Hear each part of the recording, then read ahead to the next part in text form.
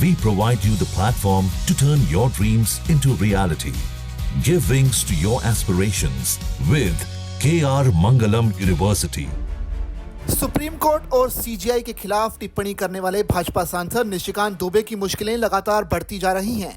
अब दुबे के खिलाफ अवमानना याचिका दायर करने की मांग की गई है, जिस पर सुप्रीम कोर्ट का बड़ा बयान आया है।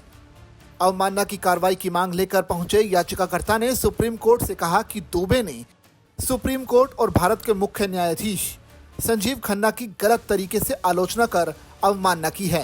इस पर सुप्रीम कोर्ट ने कहा कि केस करने के लिए आपको हमारी अनुमति की जरूरत नहीं है। न्यायमूर्ति BR गवई और ऑगस्टिन जॉर्ज मसीह की पीठ से वकील ने दुबे की टिप्पणियों के बारे में हाल ही में आई एक खबर का हवाला दिया और कहा कि वो अदालत की अनुमति से अवमानना याचिका दायर करना चाहते हैं। न्यायमूर्ति गवई ने कहा कि आप इसे दायर करें। दायर करने के लिए आपको हमारी अनुमति की जरूरत नहीं है। पीठ ने कहा कि याचिकाकर्ता को मामले में अटॉर्नी जनरल से मंजूरी लेने की जरूरत है। दुबे ने शनिवार को सुप्रीम कोर्ट पर निशाना साधते हुए कहा कि अगर सुप्रीम कोर्ट को कानून बनाना है तो संसद और राज्य विधानसभाओं को बंद कर देना चाहिए। उन्होंने सीजीआई खन्ना पर भी कटाक्ष किया और उन्हें देश में गृह युद्धों के लिए जिम्मेदार ठहराया। आप जब राम मंदिर का विषय होता है तो आप राम मंदिर में कहते हो कि कागज दिखाओ, कागज दिखाओ। कृष्ण जन्मभूमि का मामला आएगा मथुरा में तो कहोगे कागज दिखाओ।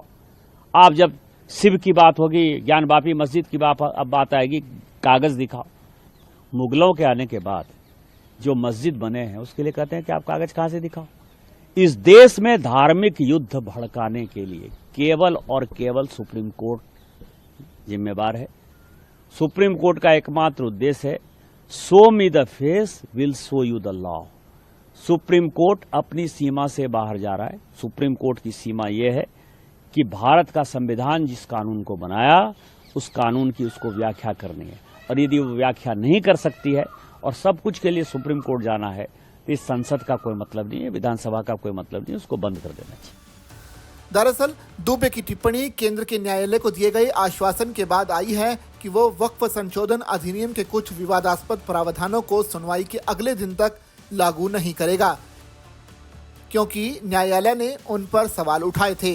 इसके बाद वक्फ अधिनियम मामले में एक वादी का प्रतिनिधित्व करने वाले सुप्रीम कोर्ट के वकील अनस तनवीर ने अटॉर्नी जनरल R वेंकट रमणी को पत्र लिखकर दुबे के खिलाफ अवमानना कार्रवाई शुरू करने की सहमति मांगी, क्योंकि उन्होंने शीर्ष न्यायालय की गरिमा को ठेस पहुंचाने वाली टिप्पणी की थी।